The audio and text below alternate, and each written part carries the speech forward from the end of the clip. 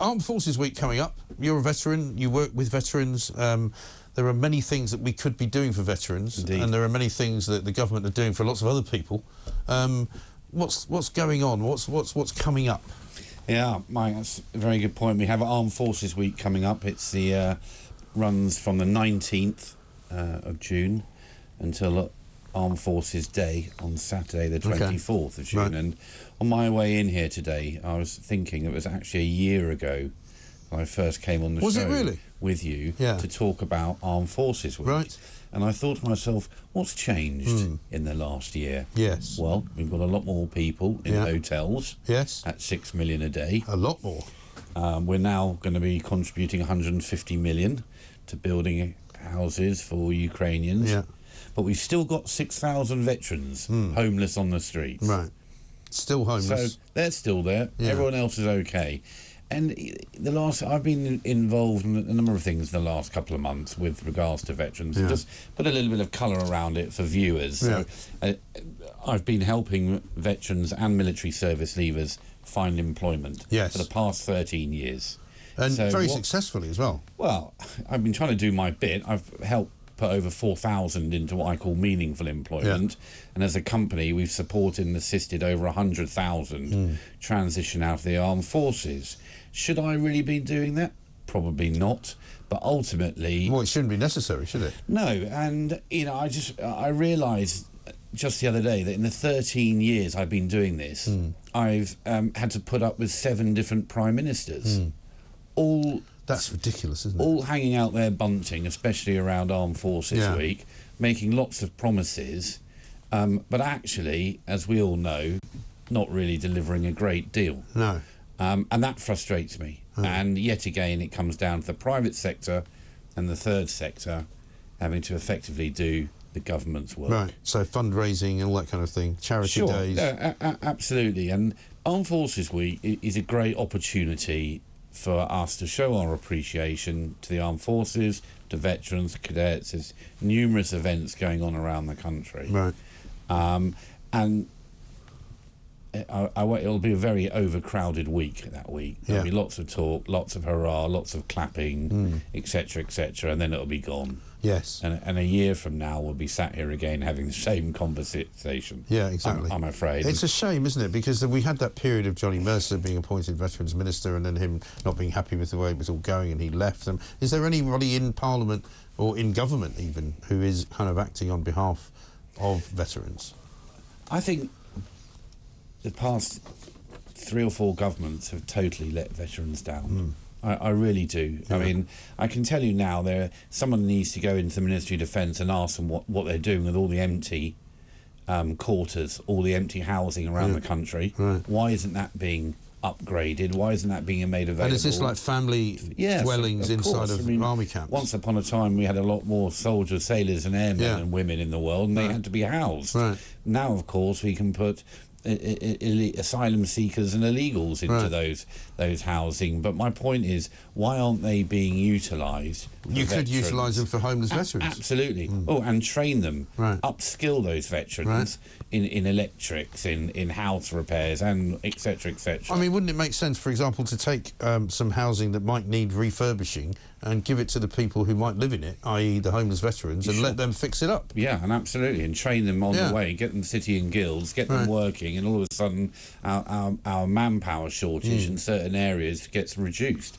Absolutely, but that's sort of pragmatic, sensible thinking. Yeah, it doesn't sound difficult, but the more we learn about government and the way that it operates, and it just doesn't work at all in the way that anything else does. It's not functioning, and I was very fortunate to have a meeting with Johnny Mercer, and I take my hat off to Johnny. He knows this. I know that he's in a job there which he's had a couple of times now. But every time he has to get his begging bowl out and go to the Chancellor, he gets pushed back. Right. And I think, as we mentioned before, he was celebrating getting 12 million the other day. Well, 12 million, frankly, doesn't touch the size. That's 2 days worth of hotel budget. Yes. Gone. Right.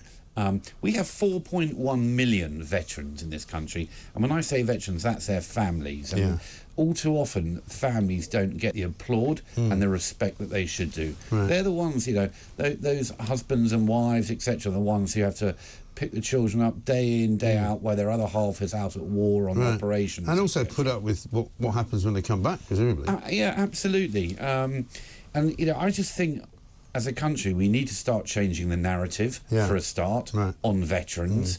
We're not all broken, we're not all damaged, we're not all alcoholics. Right. We don't all need to be told what to do from the minute we get up in the morning.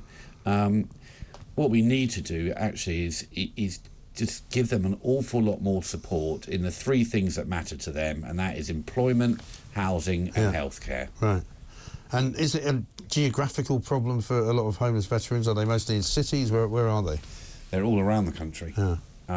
There's probably more down in the West Country. Oh, really? Yeah. And as you know, I was down there at the beginning of the year. With Badger? Yeah, with Badger. How's that whole project going? Because you were looking to hopefully find a space somewhere just off outside of Heathrow the last time we spoke. Yeah, so we have been given some land outside Heathrow, but now it's coming down to planning permission and getting Ealing Council to give the planning the permission for that to be developed.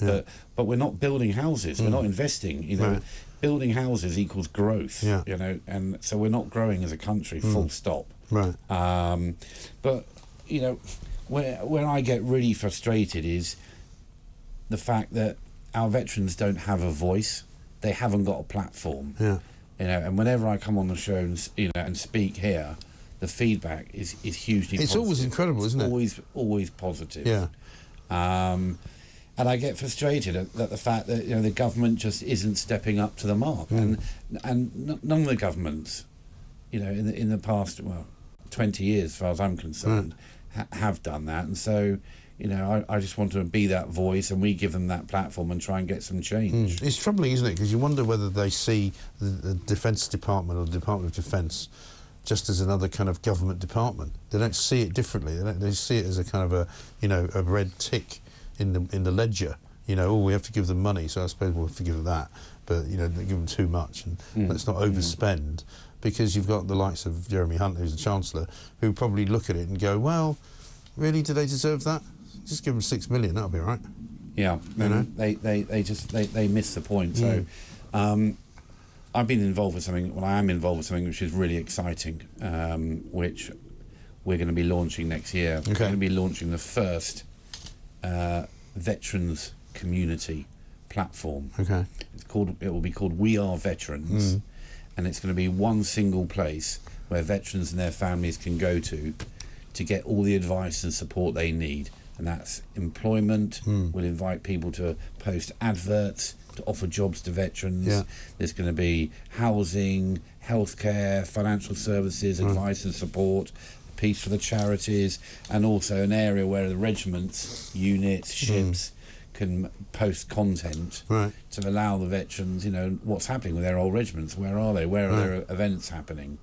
We're going to be issuing a loyalty card to them. Nice. And on top of that, we're going to be launching quite a significant rewards and discounts piece for them, because most of them just don't feel. Most veterans, 70%, we carried out a survey recently to 220,000 veterans, 70% all felt that they didn't feel appreciated.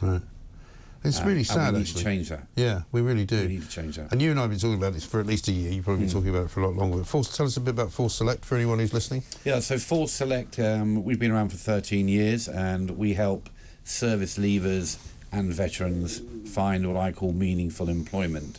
And I use that phrase, meaningful employment. When I set the business up, it was quite normal for service personnel to leave, not really know what they want to do, what they can do.